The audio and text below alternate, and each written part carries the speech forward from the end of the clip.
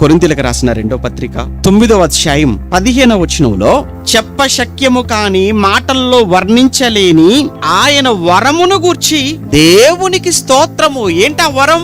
అదేనండి, యేసుక్రీస్తును మనకి ఇవ్వటం. యేసుక్రీస్తును ఈ ప్రపంచానికి, మానవ సమాజానికి ఒక గిఫ్ట్ గా, వరంగా యేసుక్రీస్తుని ఇచ్చాడు. ఆయనే రాకపోతే, ఆయనను మన కోసం ఇవ్వకపోతే, పాపమనే ఈ భయంకరమైనటువంటి ఈ నేరానికి, ఈ నేరాలకు విరుగుడు ఎక్కడంటారు చెప్పండి?